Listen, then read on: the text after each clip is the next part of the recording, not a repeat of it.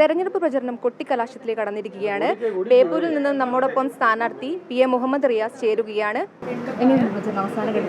നല്ല അനുകൂലമായ സാഹചര്യമാണ്. സ്ഥാനാർത്ഥിത്വം പ്രഖ്യാപിച്ച ഘട്ടത്തിൽ തന്നെ പറഞ്ഞിരുന്നു LDFന് അനുകൂലമായ ട്രെൻഡാണ്. നല്ല നിലയിൽ ജനങ്ങൾ പ്രതികരിക്കുന്നു. MLA എന്നുള്ള നിലയിൽ 5 വർഷത്തെ ജനങ്ങൾ മുന്നോട്ട് വെച്ച അഭിപ്രായങ്ങളാണ് വികസന പ്രവൃത്തിയായി നടത്തിയത്. അതുകൊണ്ട് തന്നെ വികസന പ്രവർത്തനങ്ങളുടെ ബ്രാൻഡ് അംബാസഡർമാരായി ജനങ്ങൾ മാറിയിട്ടുണ്ട്. പൊതുവെ അനുകൂല സാഹചര്യമാണ്. 2021 LDFന് സർവകാല റെക്കോർഡ് വോട്ടാണ് കിട്ടിയത്. ഒരു മുന്നണിക്കും കിട്ടാത്ത ഈ മണ്ഡലം ഉണ്ടായതിനു ശേഷമുള്ള സർവകാല റെക്കോർഡ് 82,000. അതിനെ മറികടന്ന് അതിലും കൂടുതൽ വോട്ട് നേടി LDFോട് വിജയിക്കും. വികസനം തീർച്ചയായിട്ടും വോട്ടാണല്ലോ. വികസനം, ജനക്ഷേമ പ്രവർത്തനം, ഇതൊക്കെ വോട്ടാണല്ലോ. ജനങ്ങൾ ജീവിതത്തിലെ അനുഭവത്തിലൂടെ മനസ്സിലാക്കിയില്ലേ. ഒരു നല്ല റോഡിലൂടെ സഞ്ചരിക്കുന്ന ഒരാൾ തീർച്ചയായിട്ടും അത് LDF ഗവൺമെൻറ്റിൻ്റെ ഭാഗമായി വന്നതെന്ന് തിരിച്ചറിയുമല്ലോ. അപ്പോൾ റോഡ് അവിടെ LDFൻ്റെ ഒരു പ്രചാരകനാവുകയാണ്.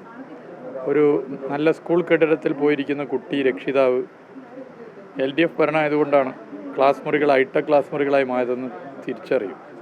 അപ്പോൾ അവിടെ സ്കൂൾ കെട്ടിടം LDFൻ്റെ ഒരു പ്രചാരകനായി മാറുക. താലൂക്ക് ആശുപത്രിയുടെ പുതിയ കെട്ടിടത്തിൽ പോകുമ്പോൾ എല്ലാ സൗകര്യങ്ങളും കാണുമ്പോൾ സാധാരണ മനുഷ്യർ ഇത് LDF സർക്കാർ ആയതുകൊണ്ടാണ് ഇത് ലഭിച്ചതെന്ന് മനസ്സിലാക്കും.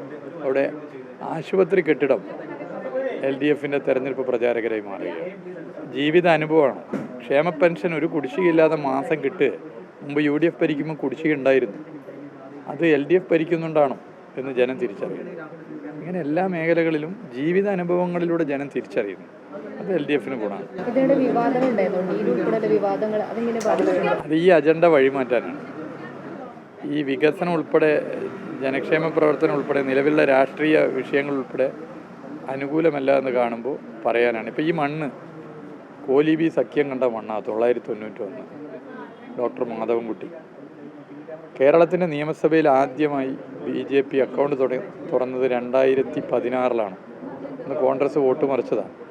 കേരളത്തിൽ ആദ്യമായി 20 ലോക്സഭാ സീറ്റിൽ 1 BJP ജയിച്ചത് 2024 തൃശ്ശൂരിലാണ്.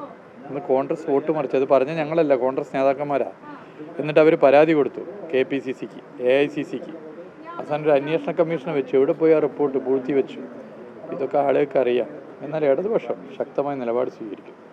അത് ഗവൺമെൻറ്റിൻ്റെ സമീപനം എടുത്താൽ നമുക്കറിയാം. നേറ്റിവിറ്റി കാർഡ് ഇന്ത്യയിൽ ആദ്യമായി നടപ്പിലാക്കുന്ന സ്റ്റേറ്റ് കേരളമാണ്. പൗരത്വ നിയമ രജിസ്റ്റർ നടപ്പിലാക്കില്ല എന്ന് പറഞ്ഞ് വിജ്ഞാപനം ഇറക്കി ഇന്ത്യയിൽ ആദ്യത്തെ സ്റ്റേറ്റ് കേരളമാണ്. അപ്പോൾ BJP ഉയർത്തുന്ന അപകടകരമായ മതവർഗീയ അജണ്ടകളെ പ്രായോഗികമായി ചെറുക്കുന്നത് ഇടതുപക്ഷമാണ്. എത്ര സീറ്റ് ലഭിക്കുന്നുണ്ട്? ഒരു 100-ലധികം എന്തായാലും കിട്ടും. ഓക്കെ, 100-ലധികം സീറ്റുകളോടെ മുന്നേറ്റം നടത്തുമെന്നാണ് PM മുഹമ്മദ് റിയാസ് പറയുന്നത്. ക്യാമറമാൻ സജി തരലിനൊപ്പം രേഷ്മ സുരേന്ദ്രൻ, അമൃത ന്യൂസ്, കോഴിക്കോട്.